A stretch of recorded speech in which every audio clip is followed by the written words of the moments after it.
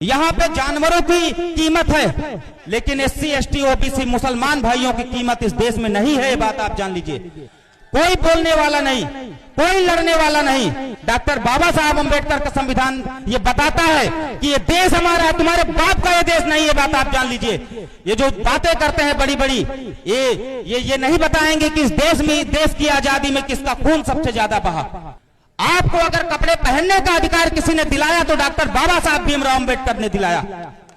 आपको अगर कपड़े पहनने का अधिकार किसी ने दिलाया तो हमारे देश के एक शासक रहे टीपू सुल्तान ने दिलाया। आप ये बात जान लीजिए, इस चीज को कभी मत भूलिएगा। ये टीपू सुल्तान का नाम नहीं लेंगे मेरे साथियों। कहीं किसी को घड़ा छू लेने पे मार दिया जाता है, कहीं किसी से जबरदस्ती जय श्री राम के नारे लगवाए जाते हैं, कहीं किसी को मंदिर में घुसने से मार दिया जाता है।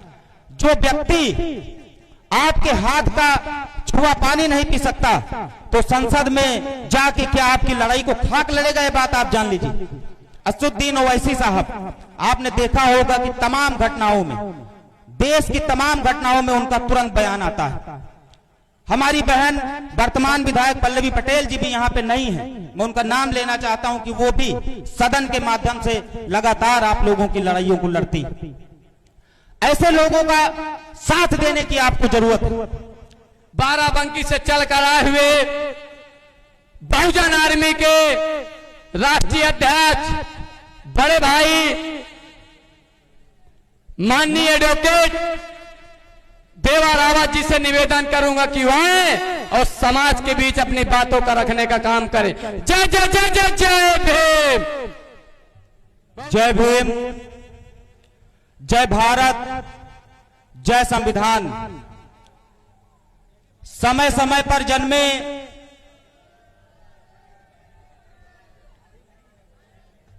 बहुजन समाज के सभी संतों, गुरुओं, महापुरुषों के चरणों में वंदन, अभिनंदन और नमन करते हुए मंच पर उपस्थित इसरार अहमद जी, राम सजीवन निर्मल पूर्व विधायक जी, कुरैश अहमद जाफरी जी, अब्दुल समद जी, मोहम्मद हिजबुल हसन जी, सुनीता गौतम जी, जनाब जिसन रहमानी जी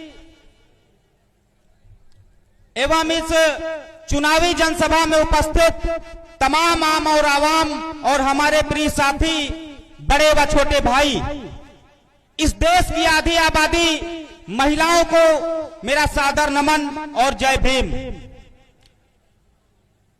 साथियों, चुनावी माहौल है, तमाम तरीके के समाज के ठेकेदार आपके पास आएंगे और आपसे वोट की अपील करेंगे। मैं आपको आगाह कर देना चाहता हूं कि वो लोग जब आएंगे तो आपसे मंदिर और मस्जिद की बात करेंगे।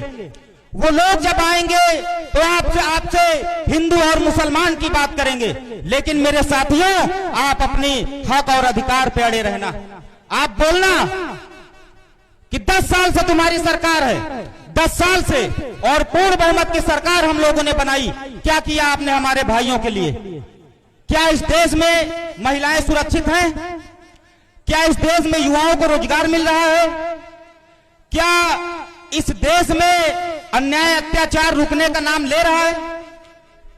साथियों, मैं बहुजन आर्मी का एक छोटा सा कार्यकर्ता हूं और यह संगठन देश के 11 राज्यों में काम करता है। मैं तमाम प्रदेश जाता हूं, मैं हर जगह देखता हूं कि मैं जब चलता हूं तो वहां की भाषा बदल जाती है, वहां का कपड़ा बदल जाता है, वहां का खाना पीना बदल जाता है, वहां के लोग बदल जाते हैं, लेकिन हमारे समाज पे, एससी एसटी ओबीसी और मुस्लिम समाज पे जो अन्याय अत्याचार होता है वो कहीं नहीं बदलता मेरे साथियों। और कोई इस पे बोलने वाला नहीं, कोई इस पे आवाज उठाने वाला नहीं। और जब चुनाव का समय आता है तो तमाम ठेकेदार आपके बीच में, आपके पास वोट की अपील करने आते हैं। मेरे साथियों, माताओं एवं बहनों, ये वोट का अधिकार आपको खैरात में नहीं मिला। इस वोट के अधिकार के लिए डॉक्टर बाबा साहब अम्बेडकर ने अपने 4 बच्चों की कुर्बानी दे दी। डॉक्टर बाबा साहब अम्बेडकर ने अपने समाज के लोगों ने ही उनका विरोध किया। डॉक्टर बाबा साहब अंबेडकर अडिग रहे, खड़े रहे और उन्होंने 2 साल 11 महीने 18 दिन में आपको एक भारतीय संविधान दिया। और वो डॉक्टर बाबा साहब अंबेडकर का संविधान एक vote one value, one vote one value का अधिकार देता है। चाहे उस देश का प्रधानमंत्री क्यों ना हो, चाहे इस देश का, इस प्रदेश का मुख्यमंत्री क्यों ना हो, चाहे वो इस देश का राष्ट्रपति क्यों ना हो, जिस वोट का अगर उसके वोट की कीमत है, जो वोट को उसके वोट की कीमत, वही वोट की कीमत आपकी भी है मेरे साथियों। डॉक्टर बाबा साहब अंबेडकर ने बहुत कठिन प्रयासों से, अथक प्रयासों से आपको वोट का अधिकार दिलाया। आप उस वोट का महत्व समझिए, उस वोट को आप उस प्रत्याशी को दीजिए जो आपके दुख और दर्द में शामिल रहे, जो आपके ऊपर अन्याय अत्याचार हो रहा है उस पर खड़ा रहे, जो आपके बच्चों की शिक्षा पे बात करे, जो आपके बच्चों की, आपके भाइयों के रोजगार पे बात करे, आप उसको वोट दीजिए मेरे साथियों। आज आप देखते होंगे पूरे प्रदेश में लगातार खबरें आती हैं, आप अखबार के माध्यम से देखिए, आप सोशल मीडिया के माध्यम से देखिए, और सोशल मीडिया ही हम लोगों को दिखाता है मेरे दोस्तों, मेरे साथियों। इस देश की जो मनवादी मीडिया है, इस देश की जो मेन स्ट्रीम मीडिया है, वो आपके और हमारे ऊपर हो रहे अन्याय अत्याचार को नहीं दिखाया गया, बात आप जान लीजिए। भारतीय संविधान ये बिल्कुल इजाजत नहीं देता है कि जब बरेली में हमारे मुसल भाई की दाढ़ी को खींच के उससे जय श्री राम के नारे लगवाए, ये बात आप भूलिएगा मत मेरे साथियों, ये बात बताने आया हूं। एक एक वोट देके उस अन्याय अत्याचार का बदला लेना है, आप ये जान लीजिए। तमाम अन्याय अत्याचार होते हैं, लेकिन आज उनकी औकात समझ में आ रही है। आज वो आपके बाद बीच में फिर आएंगे और फिर आपसे चिकनी चिकनी चुपड़ी चुपड़ी बातें करेंगे, लेकिन आप हर उस अन्याय अत्याचार को याद रखिएगा। आप सब लोग जानते हैं जेल में किसकी हत्या कर दी गई, ये बात आप सभी लोगों को पता है। किसी की हैसियत नहीं है कोई मुंह खोल के बोल दे, ये आप सभी लोग जानते हैं। पुलिस की कस्टडी में हत्या हो जाती है, जेल में बंद हमारे समाज के व्यक्ति की हत्या हो जाती है, कोई बोलने वाला, ये बात आप जान लीजिए। मुसलमानों की रहनुमाई सभी करेंगे, दलितों की रहनुमाई सभी करेंगे, महिलाओं की रहनुमाई सभी करेंगे, और यही 3 वर्ग सबसे ज्यादा, अगर इस देश में कोई पीड़ित है तो यही 3 वर्ग पीड़ित है, ये बात आप जान लीजिए। ये बात बताने आया हूं आपको। यहाँ पे जानवरों की कीमत है, यहाँ पे पशुओं की कीमत है, लेकिन SC ST OBC मुसलमान भाइयों की कीमत इस देश में नहीं है, ये बात आप जान लीजिए। कोई बोलने वाला नहीं, कोई लड़ने वाला नहीं।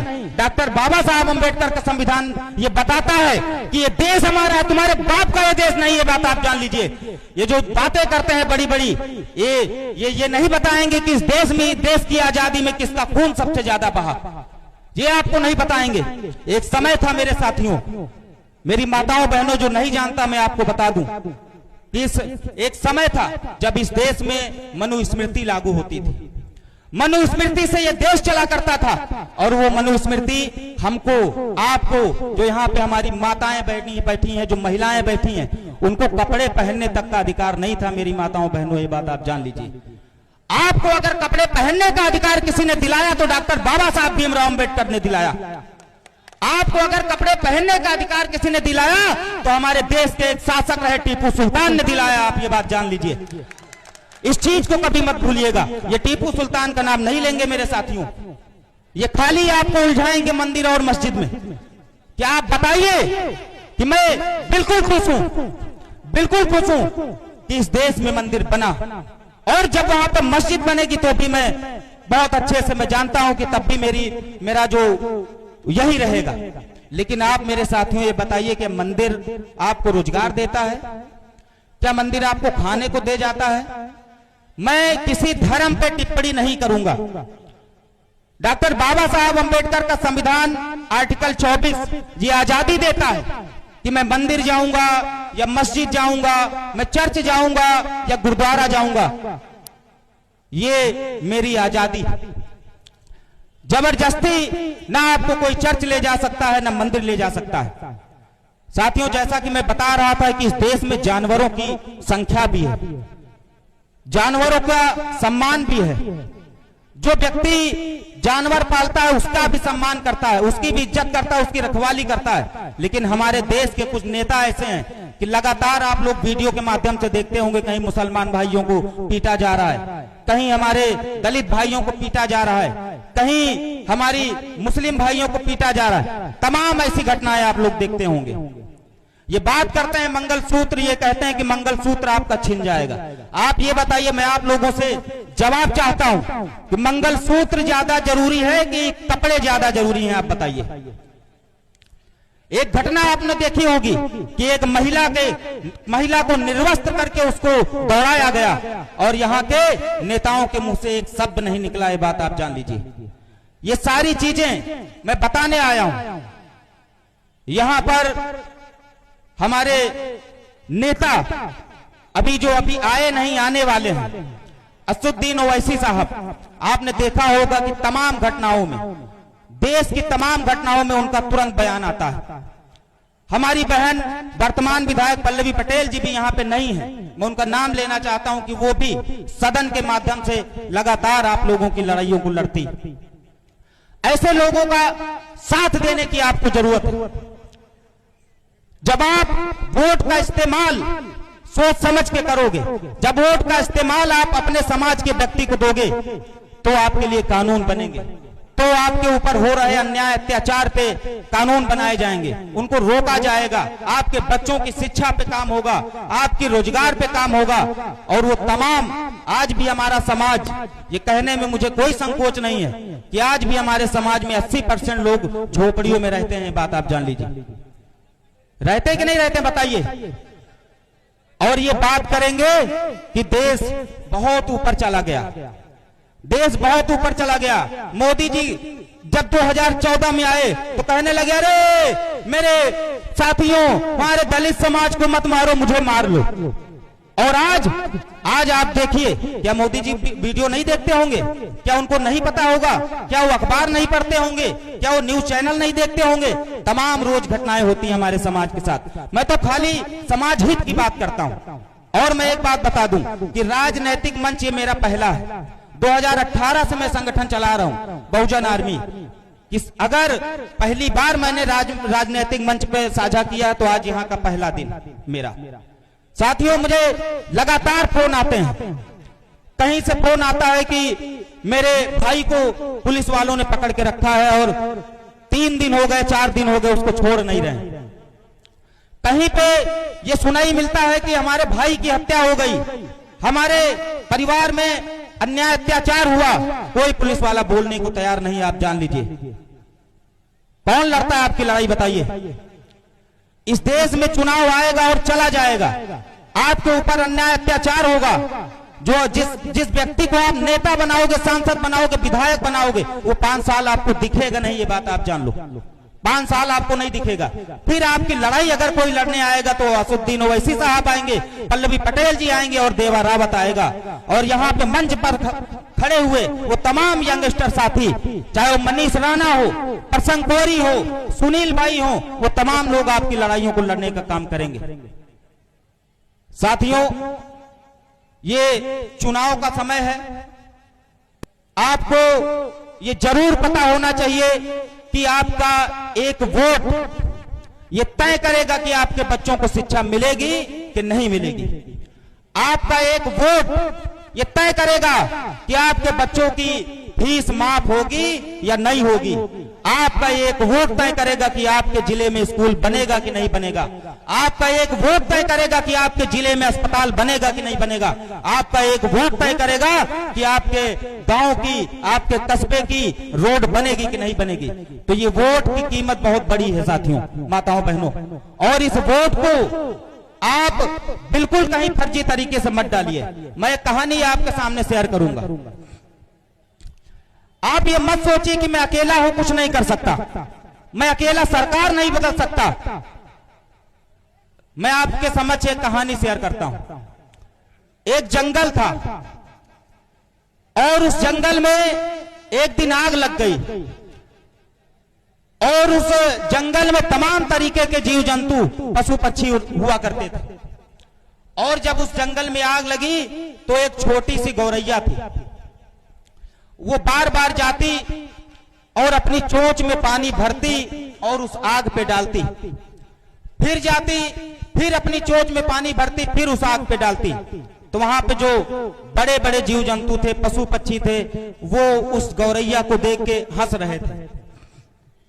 वो कहे कि तुम नादान हो, तुम्हारे बुझाने से आग नहीं बुझने वाली है। तो उस गौरैया ने बहुत ही अच्छा जवाब दिया उन सभी जानवरों को।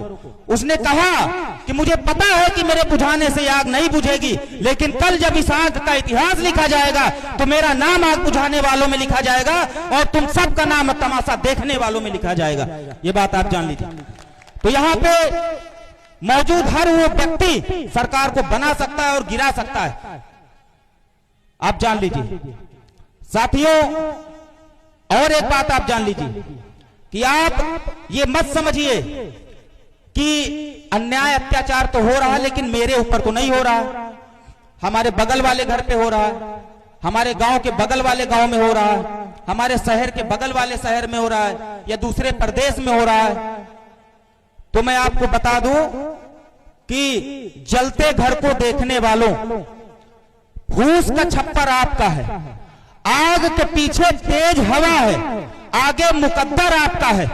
उसकी कत्ल पे मैं भी चुप था, मेरा नंबर अब आया, मेरी कत्ल पे तुम भी चुप हो, अगला नंबर आपका है। ये बात आप जान लेना। तो आपको बोलना पड़ेगा, आपको लड़ना पड़ेगा, मुट्ठी बांध के। SC ST OBC मुस्लिम समाज इस देश की दशा और दिशा को बदलने का काम करेगा। ये बात आप जान लेना।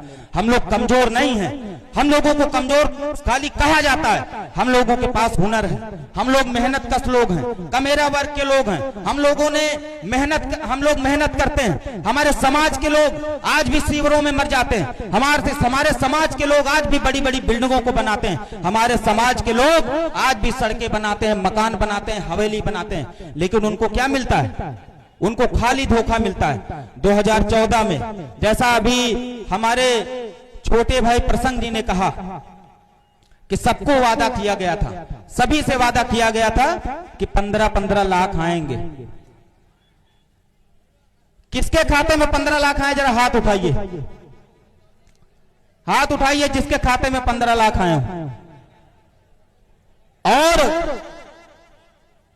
2014 में तमाम वादे किए गए, लेकिन आज आप गैस सिलेंडर की कीमत को देख लीजिए, आज आप पेट्रोल की कीमत को देख लीजिए, आज आप डीजल की कीमत को देख लीजिए, आज तमाम तरीके के जो हमारे और आपके घरों में खाना बनता है, अरहर की दाल ले लीजिए, तेल ले लीजिए, तमाम चीजें आप देखिए। ये लोग ये नहीं चाहते हैं कि आप अच्छा खाएं और अच्छा पहने। ये लोग ये नहीं चाहते हैं कि आपके बच्चे अच्छे स्कूलों में पढ़ें, क्योंकि जब आपका बच्चा शिक्षित होगा, जब आपका बच्चा पढ़ा लिखा होगा, तो वो सरकार से सवाल करेगा। और इनको ये बिल्कुल पसंद नहीं है कि कोई सरकार से सवाल करे, इनको ये बिल्कुल पसंद नहीं है कि कोई इनसे सवाल करे। माताओं बहनों, मान्यवर साहब श्री कांसीराम जी भी बहुत संघर्ष किए और वो किसी पार्टी विशेष के नहीं है, सभी पार्टियां उनको महापुरुष का दर्जा देती। उन्होंने ये कहा था कि आप जितनी सीटें मुझे लाके दोगे अपनी जनता से, आवाम से, कहा था कि आप जितनी सीटें जिताओगे उतने काम आपके होंगे सदन में। उन्होंने जब पहली बार चुनाव लड़ाया, तमाम सीटों पे चुनाव लड़ाया, लेकिन उनकी खाली 3 सीटें आई। लोकसभा में 3 लोग गए, और जब लोकसभा में 3 लोग गए तो उनकी शर्त थी, सबसे बड़ी शर्त यह थी कि लोकसभा के अंदर डॉक्टर बाबा साहब अंबेडकर की आदम कद की मूर्ति को स्थापित कराया जाए। दूसरी शर्त यह थी कि आरक्षण को मजबूती से लागू कराया जाए। तीसरी शर्त यह थी कि डॉक्टर बाबा साहब अंबेडकर को भारत रत्न दिया जाए। 3 सांसद उनके जीत गए और तीनों शर्तें उन्होंने मनवाई। आज अगर एक व्यक्ति आपकी लड़ाई को लड़ने अगर लोकसभा में जाता है तो वहां पे आपकी आवाज को बुलंद करेगा, आपके ऊपर हो रहे अन्याय अत्याचार पे बात करेगा, आपके बच्चों की शिक्षा पे बात करेगा, आपके बच्चों की, भाइयों की के रोजगार की बात करेगा। मेरे साथियों, आज के इस दौर में अन्याय अत्याचार चरम पर है। तमाम प्रदेश में आप देख लीजिए, चाहे वो राजस्थान हो, चाहे एमपी हो, चाहे हरियाणा हो, चाहे गुजरात हो, चाहे झारखंड हो, चाहे बिहार हो, एससी एसटी ओबीसी समाज के साथ लगातार अन्याय अत्याचार बढ़ता है। कहीं किसी को घड़ा छू लेने पर मार दिया जाता है, कहीं किसी से जबरदस्ती जय श्री राम के नारे लगवाए जाते हैं, कहीं किसी को मंदिर में घुसने से मार दिया जाता है। जो व्यक्ति आपके हाथ का छुआ पानी नहीं पी सकता, तो संसद में जाके क्या आपकी लड़ाई को खाक लड़ेगा? ये बात आप जान लीजिए। वो व्यक्ति आपकी लड़ाई को लड़ने वाला नहीं। सोचना आपको है कि इस वोट का जो प्रयोग है वो कहां आपको करना है। हमारा छोटा भाई श्री नरेंद्र कुमार सरोज आपके बीच में है। हर आपके दुख और सुख में वो कंधे से कंधा मिला के चलता है। वर्तमान में जिला पंचायत सदस्य है। चुनाव निशान लिफाफा है। ईवीएम की 4 नंबर पे ईवीएम का बटन होगा, उस पे चुनाव निशान लिफाफा होगा। क्या चुनाव निशान होगा? एक सुर में एक बार बोल दीजिए, लिफाफा। चुनाव निशान लिफाफा होगा। और एक बात बता दूं कि वहां पे आप चुनाव निशान नहीं ले जा सकते, लेकिन मोदी जी ने जो आधार कार्ड दिया है उसको जब आप पलटेंगे तो लिफाफा उसमें छपा होता है। आप अगर चुनाव भूल भी जाएं तो जो आधार कार्ड आप लोग आधार कार्ड जरूर ले जाएं साथ में। मेरी माताओं बहनों, अगर आप चुनाव निशान भूल जाएं तो उसको तुरंत पलट के देखिए, उस पे लिफाफा छपा होगा, उसी पे मोहर मार दीजिएगा, उसी पे बटन दबा दीजिएगा। एक बटन ये तय करेगा कि आपको आपके बच्चों को शिक्षा मिलेगी कि नहीं मिलेगी। वही बटन आपको तय करेगा कि आपके भाइयों को रोजगार मिलेगा कि नहीं मिलेगा। वही बटन ये तय करेगा कि आपके ऊपर हो रहे अन्याय जो रुकेंगे या नहीं रुकेंगे। साथियों, देखिए समय की कमी है। वक्ता भी हमसे सीनियर बैठे हैं जिनसे मैं सीखने भी आया हूं। मैं उनको भी समय देना चाहता हूं। और हमारे जो मुख्य अतिथि जी हैं असदुद्दीन ओवैसी साहब, वो भी अभी सूचना मिली है कि आ रहे हैं। और बहुत बहुत धन्यवाद। जय भीम, जय भारत, जय संविधान, हमारी एकता जिंदाबाद।